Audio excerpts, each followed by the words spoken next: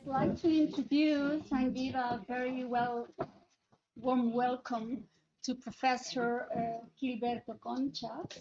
I met him quite a few years ago at the Chicano Latin Studies Department and also Social Anthropology Department with Professor Leo Chavez and Diego Vigil. And then we produced a book here. One of the chapters was the impact of Barack Obama's election on the aspiration of young Black African American males in school settings. So Dr. Conchas, or Professor Conchas, is currently chair of education at the Pennsylvania State University. Before Penn State, Dr. Conchas was an educational policy and social context professor at the University of California, Irvine, where we met. And before that, an assistant professor at the Harvard Graduate School of Education. So Dr. Conchas' research focuses on inequality, emphasizing urban communities and schools. So I'm going to give the floor to Professor Conchas, and very welcome and warm welcome here. And thanks for accepting our invitation. Thank you so much. First of all, muchísimas gracias por haberme invitado a su país tan bello, muy bello. Yo vine a España hace como I think it was, parece que era 2005, pero con Barsi, ¿así se dice? Barcelona. Barcelona, sí. Y sí fui a un juego.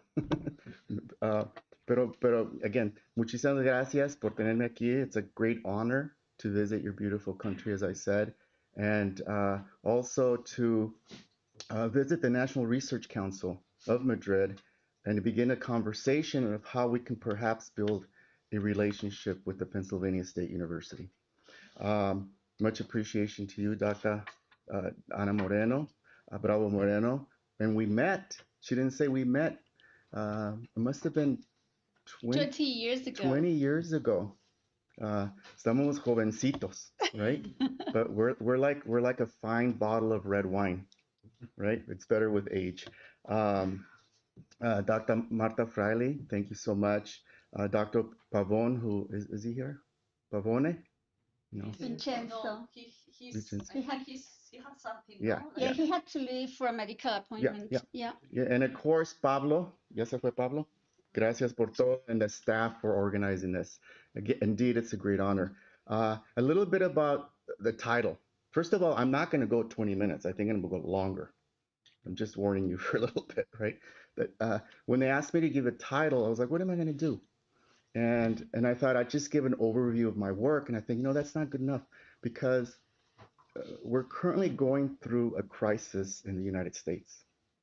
A fundamental crisis, I believe what I call a crisis of the soul of our country in terms of immigration. And so what I decided to do is to paint a little overview of my work and who I am, why I do this kind of work. And then I'm going to go back to a book that I wrote back in an award win, actually won 2 awards. Not that it matters, but I guess it matters for something, that I wrote in 2020. And I'll explain more about why I decided to do that, because I think it's extremely apropos in terms of what is happening today in contemporary America. Okay. So I got to do both.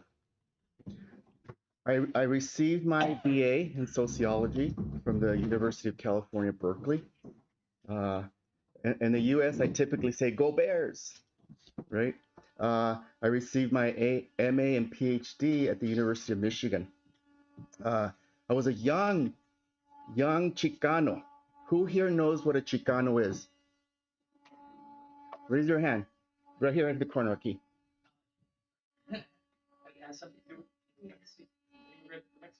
Chicano. So a Chicano, and then I'm gonna talk it more in the talk, is a self-identified Mexican or Mexican descent, but born. The distinction is that you're born in the United States. Typically, an immigrant from Mexico doesn't refer themselves as a Chicano. It's a political term. typically one embraces chicanismo when we're I was going to say radicalized at the university. And so I became Chicano when I went to UC Berkeley at the time. And we were marching, protesting for ethnic studies, for Chicano studies, feminism, gay rights, etc. But there's peers of mine who are also born in the US who don't identify as Chicano because they have not been through the political socialization in higher education. Okay, so I was a young Chicano when I went to Michigan, and I left California to go to the snow. I don't know, it's a pattern now.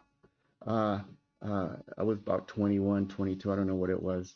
But I went there because I went to go work with Tomás Almaguer.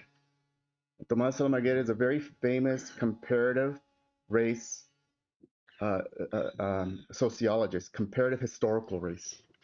And my committee was also Barbara Anderson, who's a famous demographer, Al Young, another ethnographer, and Silvia Hurtado, who's a survey methodologist. So who am I? So I like to say that, I'm the barrio schoolboy. I'm a first generation college student, first generation PhD, first generation professor.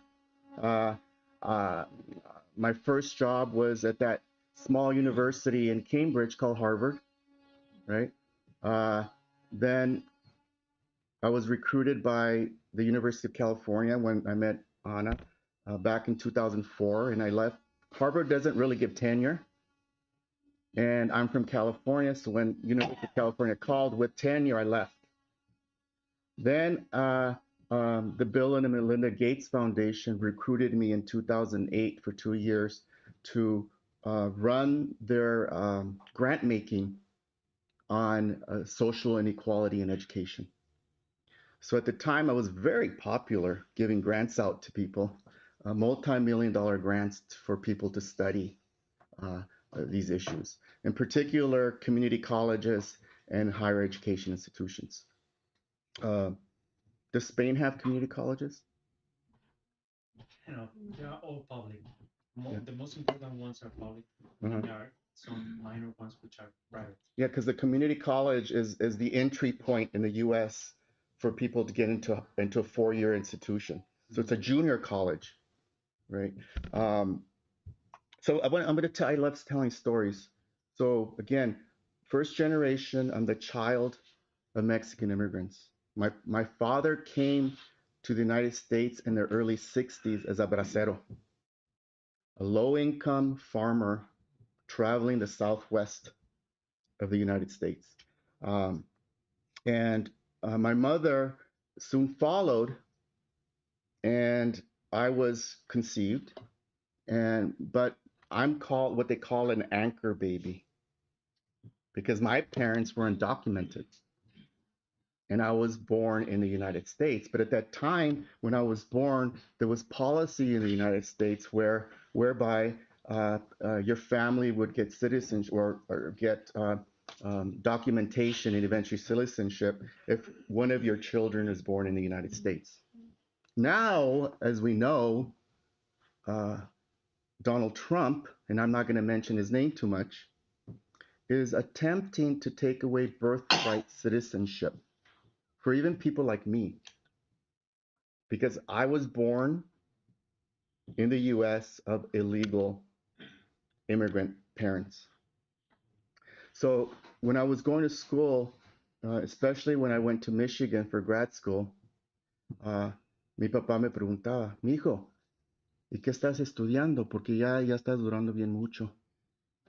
Yeah. I think it was the 4th or 5th year of my doctoral study at Michigan in sociology. Le dije a mi papá, decía, papá, estoy estudiando la psicología. Sorry, I got that wrong. See, I even got it wrong. Papá, estoy estudiando sociología. Mi hijo, ¿y qué es eso? Me decía, es psicología. No, papá, es sociología.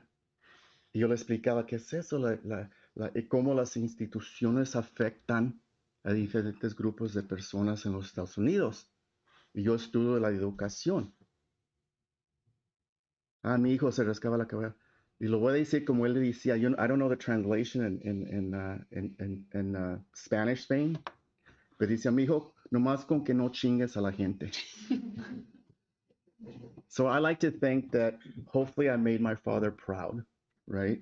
That I don't do that, but in fact that through my scholarship and through my praxis in education, because there's a reason why I decided to do education as a sociologist and not be in a sociology department, right? And we can talk about that later. Another thing about me that I wanted to talk about is I think that my experiences growing up are very typical of a lot of the low-income populations that come from Mexico or other countries of the United States. Because at first I was not going to study education. I went to graduate school to study youth gangs. And one of my dear friends and one of the most famous gang scholars that you know is James Diego Vigil. See, him and I wrote a book together in 2012 called Street Smart, School Smart. But I went to graduate school to study gangs and to ask questions about why is it that some racial minority youth join gangs and others do not? Why is it that some join gangs that are even within the same family? If you hold constant community, right? If you hold constant family, why is it that one in a family joins a gang and another does not? Why do you think I was asking that? Because my own brother, my younger brother was in a gang. And he served 25 years in prison. And now he's dead because of fentanyl. So back then I wanted to study that. Why is it that some join gangs and others do not? And it was my dissertation advisor and said, you know, that's too close to you. You know, what Weber said, value-free sociology, right? So that's a little bit about me. So about my research. In 2006, Gloria Latzing-Billings said in her presidential address, taken together, the historic, economic, socio-political, and moral debt that we have amassed towards Black, brown, yellow, and red children seems insurmountable. And attempts of addressing it seems futile. Indeed, it appears like a task for Sisyphus. But as legal scholar Derek Bell indicated, just because something is impossible does not mean it is not worth doing. So my research confronts that education debt, okay? Solo porque algo sea imposible no significa que no valga la pena hacerlo. So first, my work increases awareness of the experience of underrepresented students in secondary schools as they transition to college. Second, it provides content knowledge of the institutional and cultural factors that lead to college readiness, access, and success.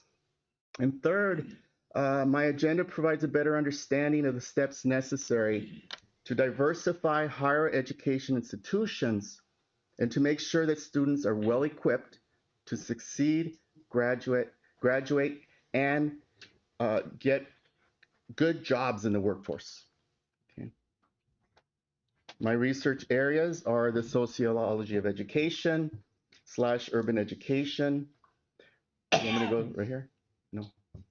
Racialization and ethnic relations, comparative international education, which I hope I can do more of while I'm here, ethnic studies, Chicano studies, Chicana study, Chicana feminism.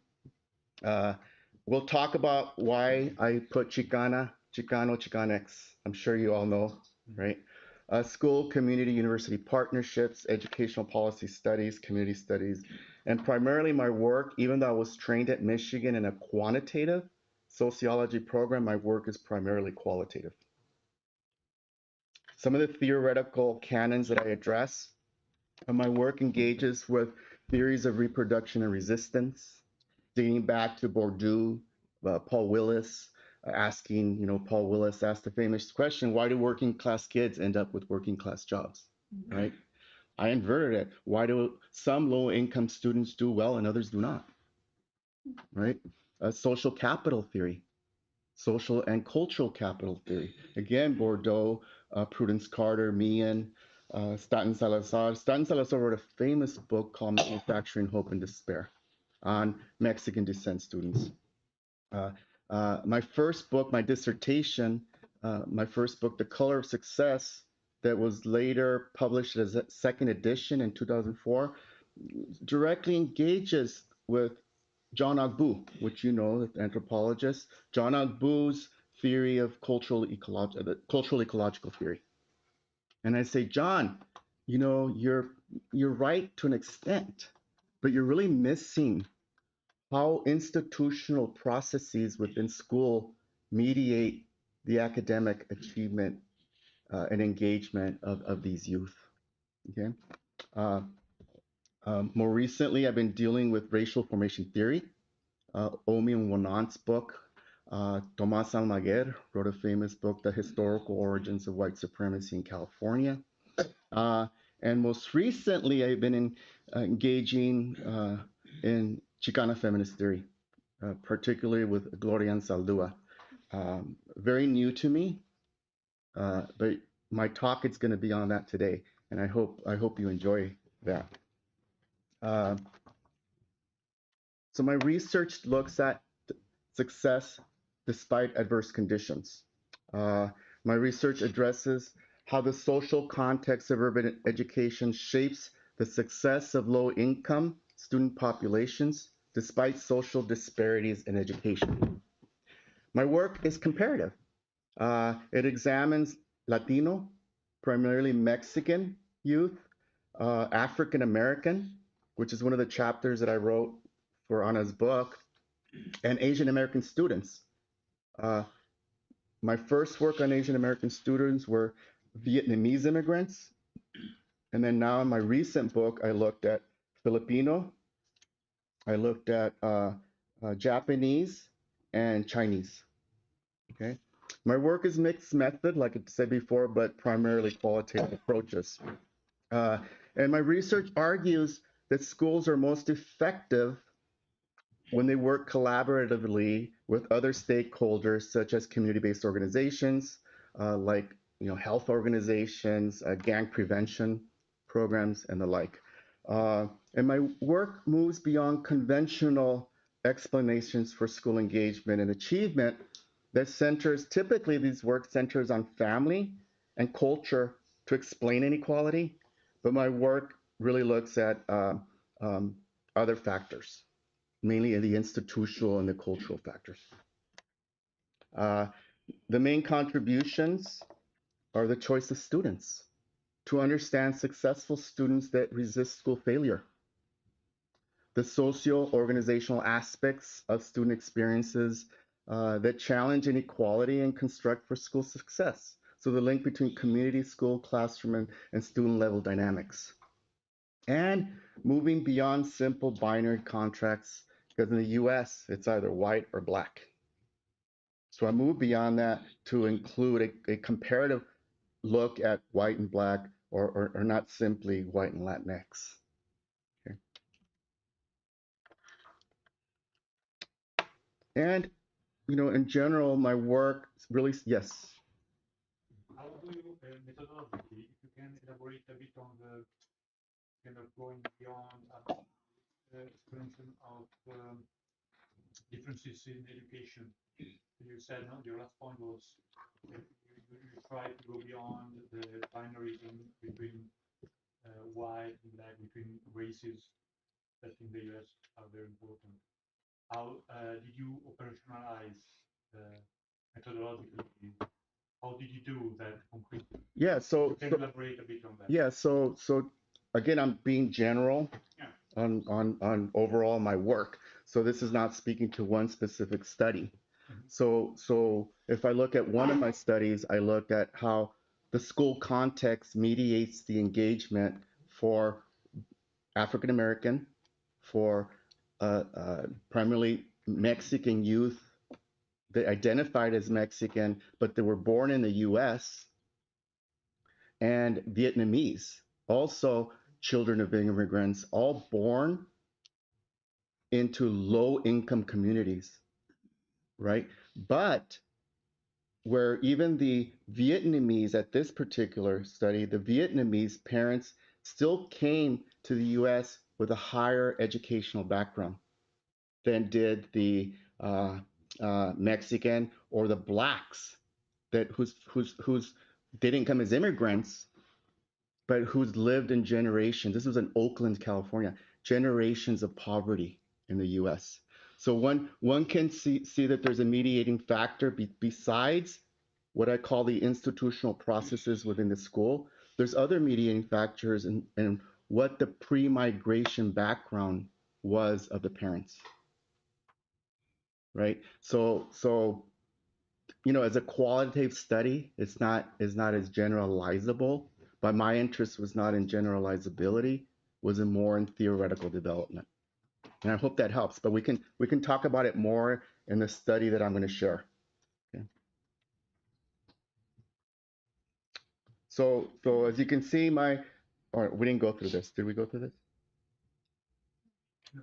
So in general, again, I'm not looking at one study, but in general, I focus on racialized youth. My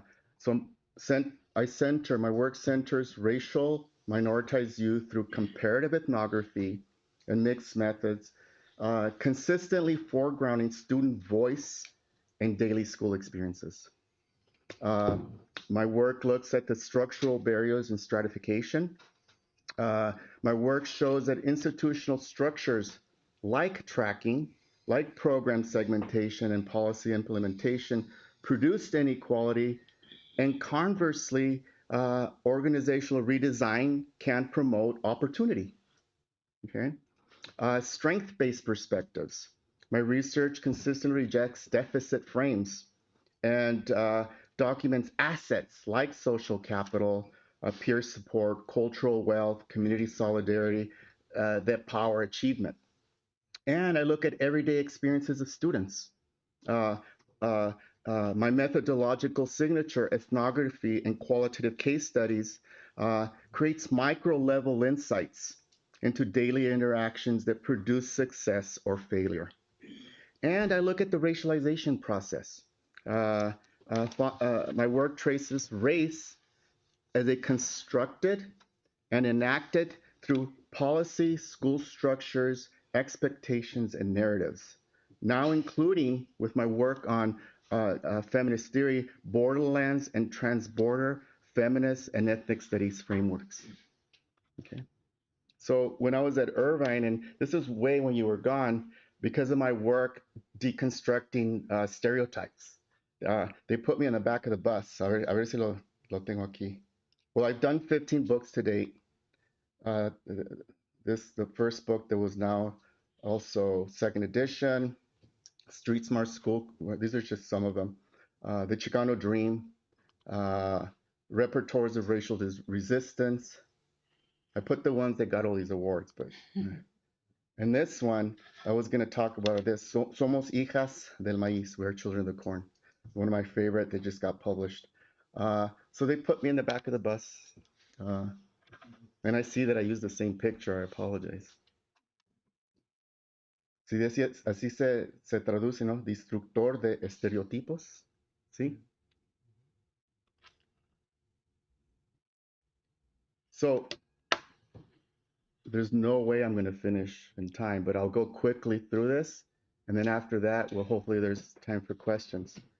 I decided to go back in time and talk a little bit about the Chicano dream, hope, resistance, and educational success. I chose this to do this talk here and give you an example of my work because what I wrote back then, based on students that I interviewed for this book during the first Trump administration, speaks highly of what is happening today. So you can take what these kids are saying and transfer it in terms of what's happening today. This book is about hope. It's about resistance and redefining success. Not meritocracy in today's turbulent times. And again, although written in 2020, it resonates today. So what I want to offer is not a summary of the book, but a map. Okay. I'll go through some of these things pretty quickly. I'll concentrate today on the theoretical foundations, the methods, and policy implications. I'll provide concrete examples from the student interviews and testimonials to highlight the lessons learned. But before I do that, I briefly want to talk about the terminology. It took me over 20 years to be courageous enough in the world of sociology in the US to write a book that really touched my heart when I was an undergrad at UC Berkeley.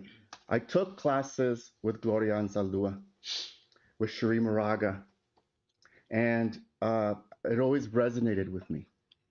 But being a traditional sociologist in the US and going through tenure from assistant to full, I felt that I had to speak to the mainstream. So this was indeed a labor of love for me to embrace this kind of work and to give back to my mentoras from UC Berkeley. And I have a lot to learn. I can't, maybe my actions might be feminist, academically, I don't know. But I have a lot to learn, but I embrace that tradition. We talked about what a Chicana and Chicano is, right? It's a gender neutral term that resists the gender binary, and also to highlight that the data derived from students who are self-identified as Mexican, ethnic background. All of them born in the US of immigrant parents. Atravesados is a word you hear a lot. Atravesados, according to Gloria Anzaldúa, are those people from the margins that are rendered as transgressors and they don't belong. Does that make sense? Okay. La facultad. La facultad entails the ability to see beyond the superficial. It allows for individuals to see structure below surfaces. It is a sixth sense of awareness.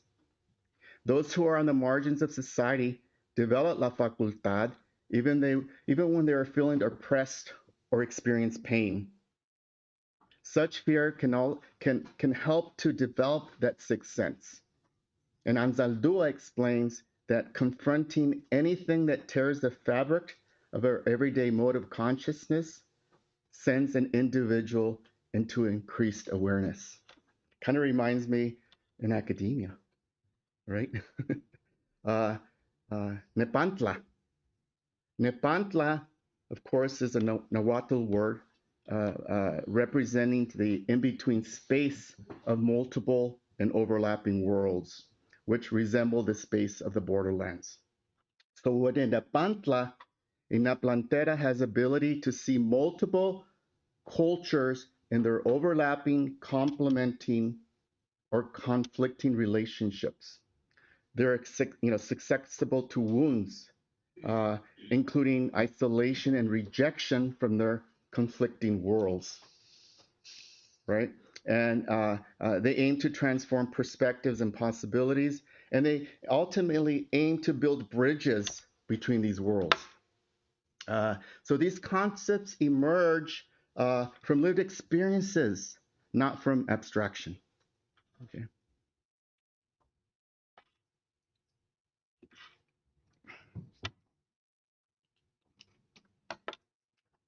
Take a minute to read that. Yeah. Again, this was in 2016. He said worse things now, right? So in this book, we suggest that the wrath of extreme racism, nativism, xenophobia, sexism, and homophobia in today's America has been more blatant with the Trump era and is particularly evident in pre-K schools and higher education. Moreover, these interrelated structures of inequality have become even more palpable during the unprecedented times of the COVID-19 global pandemic, racial injustice, and the total disregard of immigrant human rights.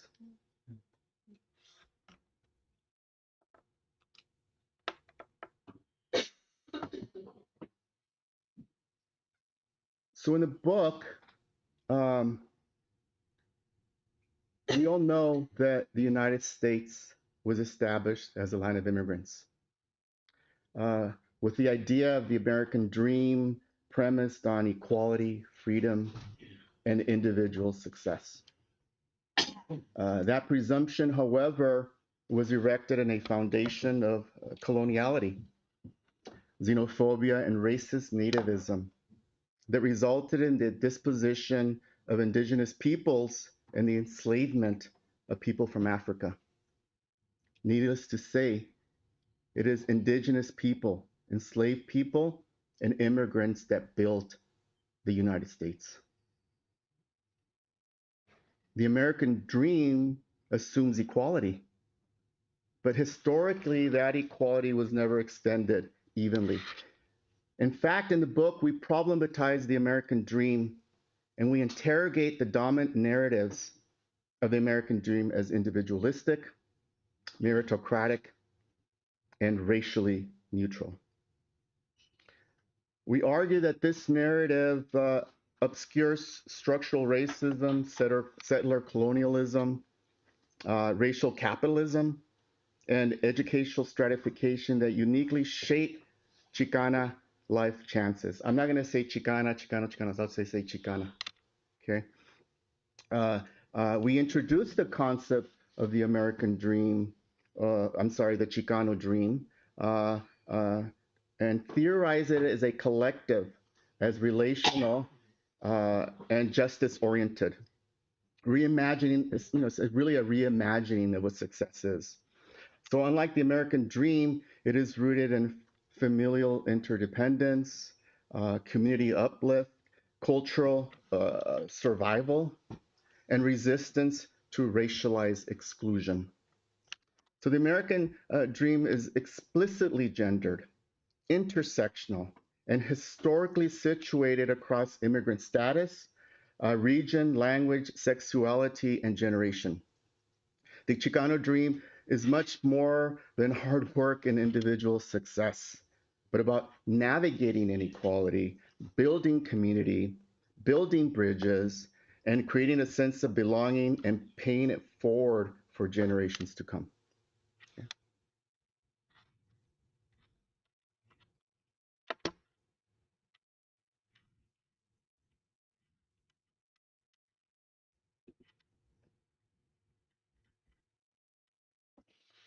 So this is Nancy and I, my co-author, and we exemplify that American dream.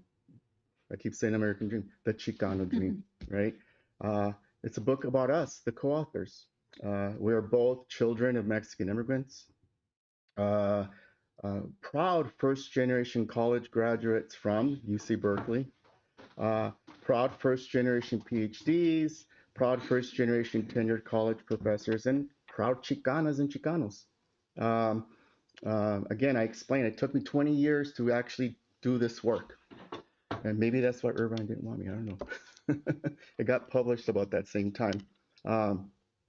So, she had her unique venture. She's a good friend and colleague of mine. She just got offered a job at UC Davis.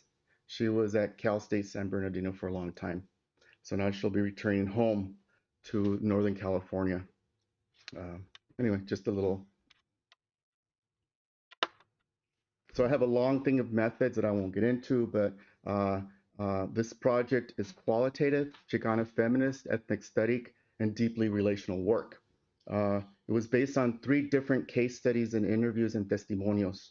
It was multi-site. We looked at 3 Hispanic serving institution community colleges, junior colleges. and one four-year institution. We had over 400 plus sample of students.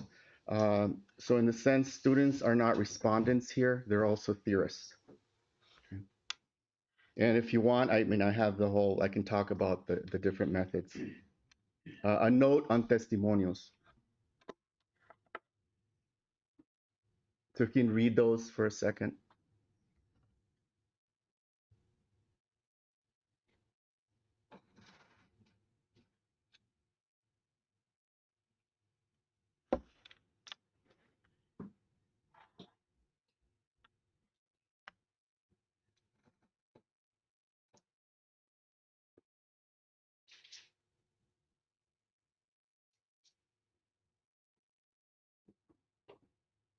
Just to note what we did out of the 400 plus interviews, we felt they weren't giving us enough rich narratives or counter stories.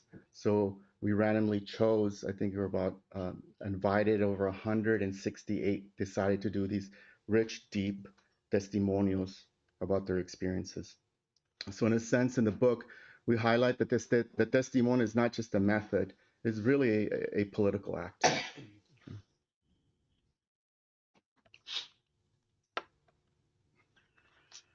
So Gloria Anzaldúa wrote, theory produces effects to change people and the way they perceive the world. Thus, we need teorías that will enable us to interpret what happens in the world, that will explain how and why we relate to certain people in specific ways, that will reflect what goes on between inner, outer, and peripheral eyes within a person and between the personal eyes and the collective we of our ethnic communities. She said, necesitamos teorías that will rewrite history using race, class, gender, and ethnicity as categories of analysis, theories that cross borders that blur boundaries. So we took Anzaldúa's call for theories to heart, to align with the experiences of marginalized individuals who navigate intersectional systems of oppression. So Anzaldúa gave us the gift of theories to put our combined pain into action and to challenge an unjust society, especially in the realm of education. So we therefore in the book account for the intersectionality of systems of oppression that Chicano students experience. So what's unique here is that the data, the interviews, the testimonios helped us to develop a framework, a theory that I'll explain. And I'm going to take you through that process. To develop the framework that we called the framework of atravesados nepatleando, FAN, F-A-N, which acknowledges the resistant efforts of Chicano students in developing bridges between higher education and their communities and families, thus representative of the Chicano dream. So I know I'm the time constraint. I'll go through it quickly. Okay. We first have to acknowledge that we begin with the educational borderlands. We define educational borderlands as the nexus of deficit and marginalizing practices and policies and ideologies present in the educational system that Chicano students as atravesados who don't belong, that they may confront. And coloniality as the foundation of the borderlands. U.S. institutions were founded in coloniality, again, to economically benefit white supremacy by marginalizing Mexican communities for the sole purpose of reproducing cheap labor force. And there were several key strategies that were used. Political exclusion, language suppression, what they call subtracting culture, hyper-segregation, inferior schooling. They did it. And again, Tomás Almaguer, in his famous book, The Historical Origins of White Supremacy in California, detail a lot of this. Deservingness was used by the state to legitimize existence and define who belongs and who does not belong in the US or who does and does not deserve to benefit from a quality education. Coloniality, deservingness, and borderlands are used to contextualize and explain the dehumanizing and marginalizing education policies and practices that Chicano students had to navigate. So thus, according to Anzaldúa, the borderlands are the residue of colonization. They are the physical, the psychological, the vague and undermined space present in spaces where colonizations once existed, and multiple cultures or worlds collide with one another.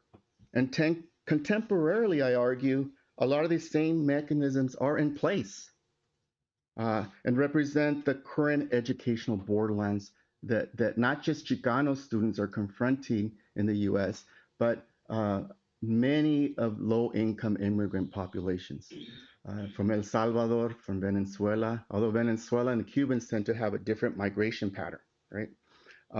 So in short, students are othered as atravesados in the educational borderlands, who navigate cultural school structures which were not established for their academic success or are allowed to enter positions of power as knowledge producers. The second part of that is what we define, let me put this down. We explain la facultad de los atravesados, which is a process within our culminating framework fund, which I'll explain. So the bottom arrow in the figure labeled culturally deficit perspectives acknowledges the colonial roots of education that reproduce a deficit perception of Chicano students and communities. In this figure, la facultad serves as a convex lens that Chicano students use to see various structural inequality and critique institutional processes that reproduce marginalization. So la facultad informs the development of a student's critical consciousness. And the interview data highlighted this, and I'll show on the second slide. So eventually, Chicano students who have been framed as atravesados or transgressors are able to enact la facultad, to see various structural inequalities and critique institutional processes that reproduce marginalization, which we consider la facultad de los atravesados. Again, it's a process within the larger framework. So this particular study, which I did with, this was a separate one with over 400 students I did, and I'm only presenting here the Chicano students because the book is about Chicanos, but it was comparative with Chinese first generation students, Vietnamese, Filipino, and other first generation college students at a particular university that had a lot of first generation college students. Wink, wink. At UC, right? So before navigating the higher education as atravesados nepatleando, the process includes Chicano students being framed as atravesados, again, tapping into their facultad and assessing resources. In this chapter, we draw on interviews with Chicano first-generation college students to exemplify that as atravesados, Chicano individuals have access to the facultad, which again, we called la facultad de los atravesados.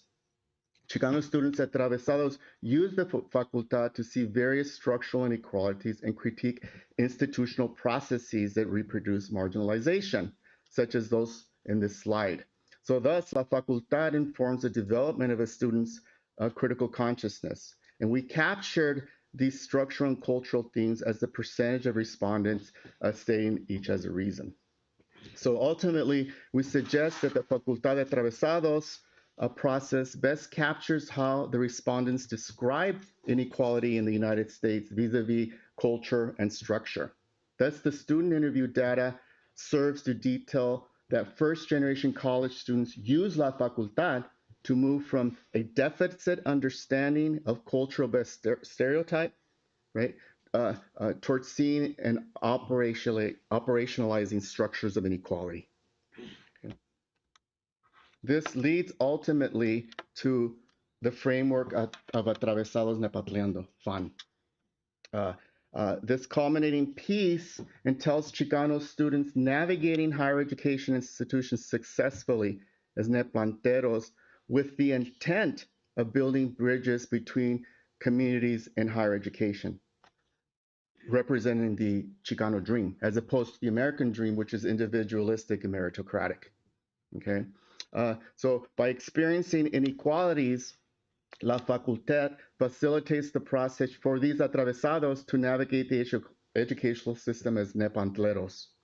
And again, going back, we said that nepantla is a Nahuatl word representing the in-between space of multiple and overlapping worlds, which resemble the space of borderlands. And again, when in nepantla, a neplantera has the ability to see multiple cultures and their overlapping, complementing, or conflicting relationships.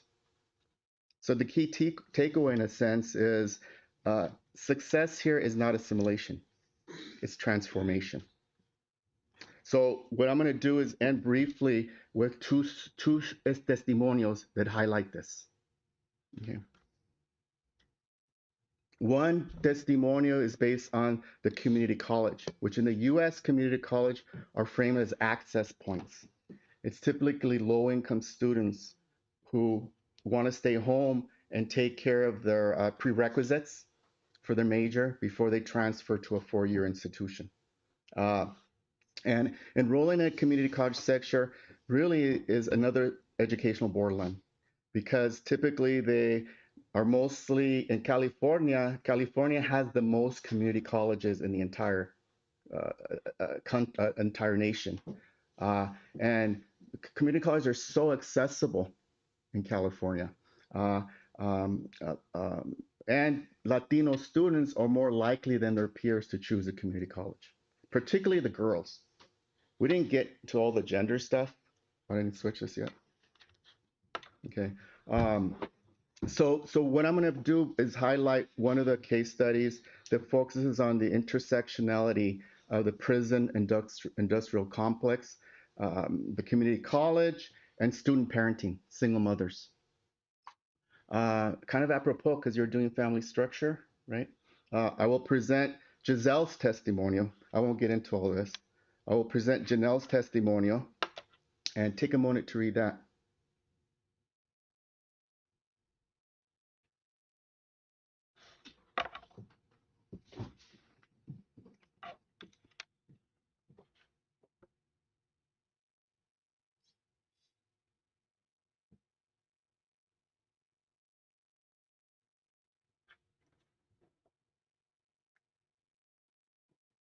So Giselle grew up in a single mother household in Los Angeles. She is the middle child. Her mother worked in a jean factory. Her father and uncle both were imprisoned her whole life. Okay. By 11th grade, she got pregnant, which greatly impacted her school performance. But she did manage to graduate from high school and enroll in community college. Giselle enacted La Facultad to anticipate likely obstacles that she would face due to financial constraints. It was evident here that being a mother helped her enact La Facultad, so that she felt confident in navigating her college plans as opposed to dropping out of college altogether. She viewed her involvement in college as beneficial not only to herself, but to her community. And her perspective exemplified the development of her Nepantlera abilities, which became evident in her efforts to secure a degree that would benefit others. She chose to major in child development with the aim to support children with special needs. As a Nepantera, her desire to become a caring educator to children with special needs and her desire to raise her son in a loving home influenced her decision to pursue a degree in child development. So Giselle's neplantera abilities led her to support her younger brother so that he would understand the importance of pursuing a college degree. Okay. So overall, these students in the community college maintained home, resisted marginalization, and succeeded academically. Marginalization through the prison industrial complex, the capitalist system of underemployment, and access to child and affordable housing. Their loved ones fueled their aspirations. Having children motivated these student parents to enact la facultad to pursue higher education pathways and engage in the process of atravesados nepatleando. So their neplatenas identities were tied to their academic success. So Giselle resisted her status as an atravesada by pursuing a college degree, knowing she would be the first in her family to attend college, as well as earning a high academic GPA and applying to college while being pregnant in high school. Again, she enjoyed her neplantera abilities. That was the community college. So here's a sample of a young man at a 4-year institution. R1, Hispanic serving institution, 4-year. Miguel was a first-generation college student who majored in history and sociology, born to undocumented immigrant parents from Mexico, and he described himself as an anchor baby. So like he said, Miguel accepts the fact that descendants from Mexican immigrant parents simply want what is best, an education. Okay. Miguel names what institutions don't want to hear. That is, belonging is political. He particularly struggled with the gender socializations of males, of machismo and patriarchy. And because he enrolled in ethnic studies courses and Chicano studies courses, that's what made him question those things. Moreover, seeing that undocumented status could impede not only an immigrant's economic chances, but also their children's, Miguel is now determined to pass along the knowledge he has obtained through his enactment of La Facultad to the next generation of youth who may be facing similar difficulties and problems as he did. So Miguel simply, just didn't survive the institution. He reclaimed it. I'll skip this. So we have a conclusion where we give policy recommendations, and we argue that educational leaders need to develop a La Plantera consciousness that is based on praxis and based on a sense of belonging. And we outline a few things that we argue what institutions of higher education ought to be doing. We also take a note that most of the recommendations today in higher education focus on student success initiatives and services, but we argue you also have to look at the role of faculty in addressing the toxic and validating classroom experience environments. And finally, the recommendations in the book speak to what educators can do in pre-K to 12 higher education.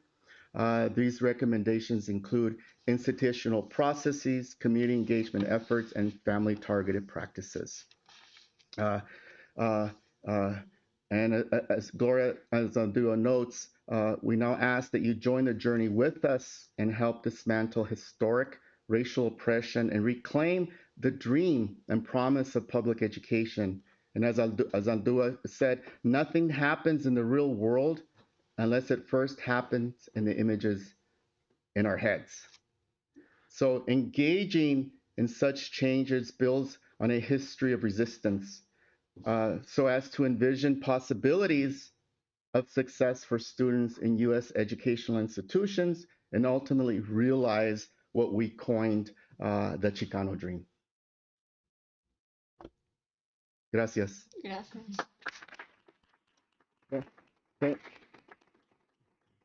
Thank you for bearing with me going through the process of how we came to the framework of Atravesados Nepatleando. and I realize it's been an hour, so maybe engage in a couple of questions. Sure. Thanks Yeah. very much for your presentation.